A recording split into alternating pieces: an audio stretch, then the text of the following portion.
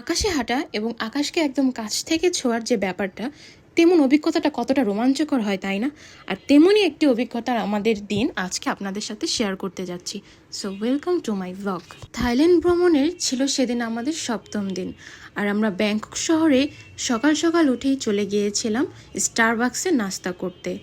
যদিও আমরা হোটেল থেকে কিছুটা নাস্তা করে এসেছিলাম, তো ভাবলাম স্কাইওয়াকে যাওয়ার আগে একটু স্টারবাক্সের কফি খেয়ে যাই, একটু চাঙ্গা করে যাই, কারণ আজকে আকাশে হাঁটবো। সো জোকস অ্যাপার্ট, আমরা স্টারবাক্সে যেয়ে 2টা কফি অর্ডার করলাম, আর তাদের signature item cafe mocha with chocolate এটা অর্ডার করেছিলাম। আর যদিও আপনারা ভাবতে পারেন এতদিন পরে কেন ব্লগটা দিচ্ছি, কারণ আমাদের থাইল্যান্ড ভ্যাকেশন অলরেডি 2 মাসের মতো হয়ে গিয়েছে। সো বিভিন্ন কারণে আসলে আমার ব্লগটা রেডি করা হয়নি, তাই সরি।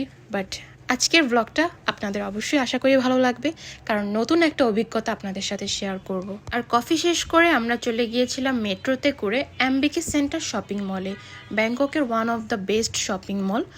তো এটাতে গিয়েছিলাম মূলত কিছু ডলার এক্সচেঞ্জ করতে, কারণ ওই দিন আমাদের শপিংয়ের ডেও ছিল, তাই আমরা কিছু বাত নিয়ে নিয়েছিলাম। আমরা এই জায়গায় $500 মতো এক্সচেঞ্জ করে নিয়েছিলাম। আর ব্যাংককের এমবিকে সেন্টার শপিং মলেই থাই বাত তুলনামূলক ভালো রেটে পাওয়া যায়। আর তারপরে আমরা ডলার এক্সচেঞ্জ করে আবার মেট্রোতে করে চলে যাই স্কাইওয়াকের বিল্ডিংয়ের সামনে। আর মেট্রোটা ঠিক স্কাইওয়াকের বিল্ডিংয়ের সামনেই নামায়। সো এই যে আমরা চলে এসেছি আমাদের সেই কাঙ্ক্ষিত জায়গায়। এই বিল্ডিংটার নাম হচ্ছে মহানাখন স্কাইওয়াক অ্যান্ড স্কাইভার্স। সো এটা আমরা আগে থাকতে প্ল্যান করে রেখেছিলাম আমাদের বাকেট লিস্টে, যে ব্যাংককে আমরা যখন যাব আমরা এটা অবশ্যই ট্রাই করব। আর তারপরে আমরা এটাতে এন্ট্রি করলাম। আর ট্রাস্ট মি, এই বিল্ডিংটা বাহির থেকে নিচ থেকে এত উঁচু লাগছিল। এটা ব্যাংককের সবচেয়ে হাইয়েস্ট স্কাই স্ক্রেপার বিল্ডিং, এর থেকে উঁচু বিল্ডিং আর নেই ব্যাংককে। অ্যান্ড দেন আমরা কিউতে যাচ্ছিলাম টিকিট কাটার জন্য। আমি যদিও আগের কিছু ভ্লগ দেখেছিলাম, সেখানে এই টিকিটটার প্রাইস ছিল $850 করে, $820 করে। বাট এখন আমরা যখন গিয়েছি তখন এটা অলরেডি 1000 বাত করে হয়ে গিয়েছে। এই 1000 বাতে পার পারসন স্কাইভার্স অ্যান্ড স্কাইওয়াক দুইটাই অ্যাডেড। এছাড়াও তাদের আরও অনেক প্যাকেজ ছিল যেখানে ফুডও ইনক্লুডেড ছিল। তো আমরা 1000 বাতেরটাই নিয়েছিলাম পার পারসন। তো আমাদের দুজনের 2000 বাত পড়েছিল। আর 2000 বাত বাংলা টাকায় হয় প্রায় 8000 টাকার মতো। আর তারপর আমরা তাদের 72 নম্বর ফ্লোরে উঠছিলাম এই লিফটটা দিয়ে।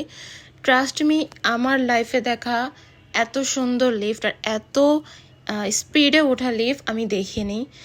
আমি বলবো এটা ওয়ার্ল্ডের সবচেয়ে স্পিডেস্ট লিফট। এটা 5 মিনিটসও লাগেনি আমাদের 72 তলায় উঠতে। সো এত স্পিডে যাচ্ছিল। আর এটাতে যখন আমরা ছিলাম মনে হচ্ছিল যে আমরা ফ্লাইটের ভিতর আছি, আমাদের কান বন্ধ হয়ে যাচ্ছিল। এলিভেটরের পুরোটাই এলইডি স্ক্রিন করা ছিল, মানে আমরা যে একটা লিফটের ভিতর আছি এটা একদমই মনে হচ্ছে না। মনে হচ্ছিল যে আমরা আরেকটা হয়তো কোনো অ্যাক্টিভিটিসে করছি এখানে। সো আমরা 74 নাম্বার ফ্লোরে লিফটটা আমাদেরকে নামায়। আর সেখান থেকে ফার্স্টেই আমরা যে ভিউটা দেখতে পাই, মানে পুরাই আউটস্ট্যান্ডিং একটা ভিউ।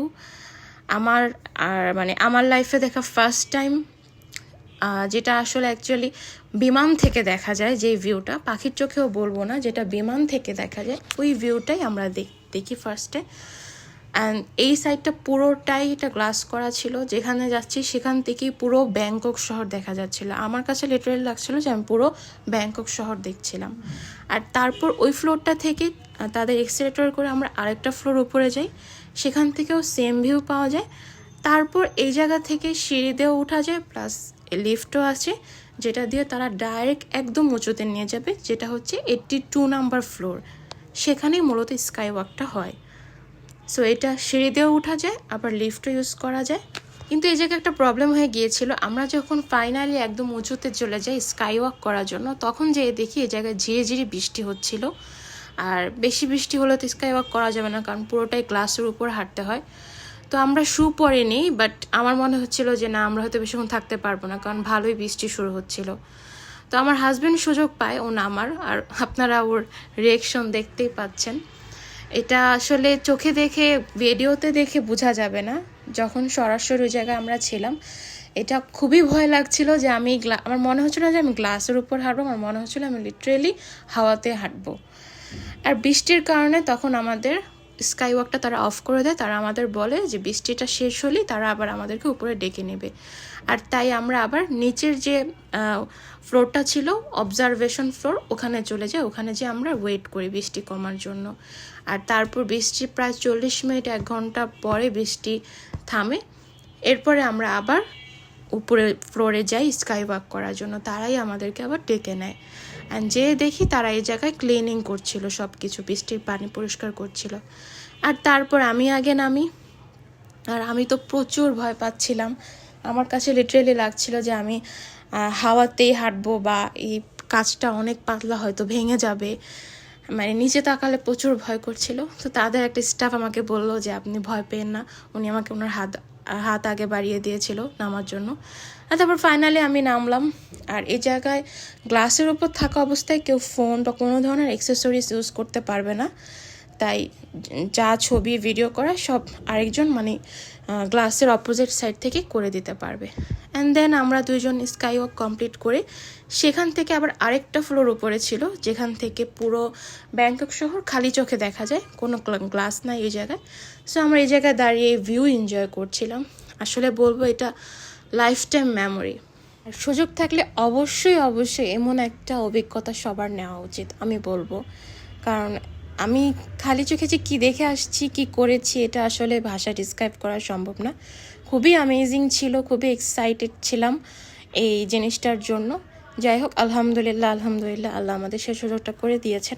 যেহেতু আমাদের আবার শপিং ডেও ছিল সেদিন, তাই আমরা ওই জায়গায় বেশি দেরি করিনি, আমরা এরপরে নেমে যাই। আর তারা আমাদেরকে ডাইরেক্ট 4th নাম্বার ফ্লোরে নামায় দেয়, কারণ আমাদের স্কাইভার্সও ছিল ওই টিকিটের সাথে।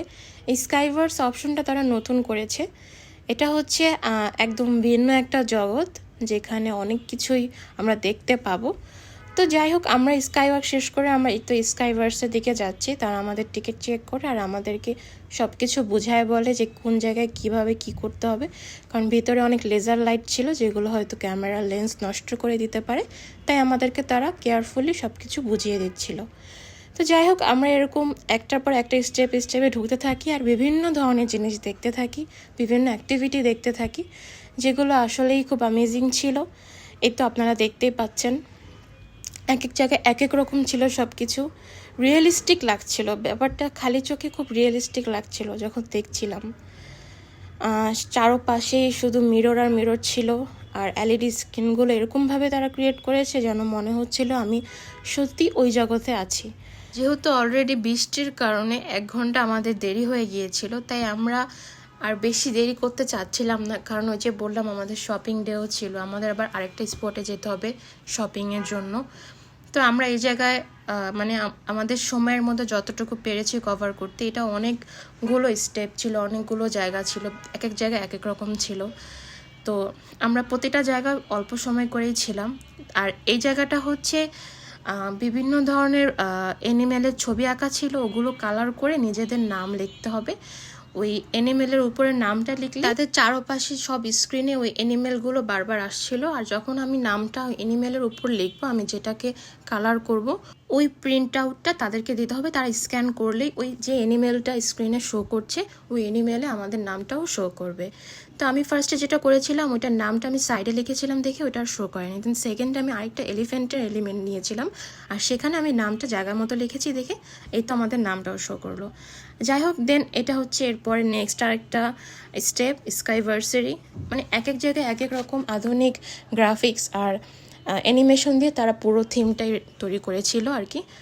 তো যাই হোক, আমরা এরপরে এই জায়গাটায় আসি। এই জায়গাটাও আরও ডিফারেন্ট ছিল, বিভিন্ন ধরনের জিনিস আসছিল বারবার, চারোপাশে উপর নিচে সব জায়গায় মনে হচ্ছে যে আমি আলাদাই একটা জগতে আছি। তো এরপরও আরও অনেকগুলো স্টেপ ছিল, আর অনেকগুলো তাদের স্কাইভার্সারি অনেকগুলো অ্যাক্টিভিটিস ছিল, বাট আমাদের টাইম শর্টের কারণে আমরা বের হয়ে যাই। আর মেট্রোতে উঠে আমরা আমাদের শপিংয়ের যে স্পট সেখানে চলে যাচ্ছিলাম। আর এই তো আমরা ফাইনালি আমাদের শপিং স্পটে এসে পড়েছি। তো আজকের ব্লগটা আমি এখানেই শেষ করছি। আমার এই আজকের 84 তলা উপর থেকে আকাশ ছোঁয়া এবং আকাশে হাঁটার যে অভিজ্ঞতাটা, সেটা খুবই অ্যামেজিং ছিল। আলহামদুলিল্লাহ, আপনারাও কখনো গেলে অবশ্যই ট্রাই করবেন। আর আমার এই ব্লগটা কেমন লেগেছে অবশ্যই জানাবেন। সো আল্লাহ হাফেজ।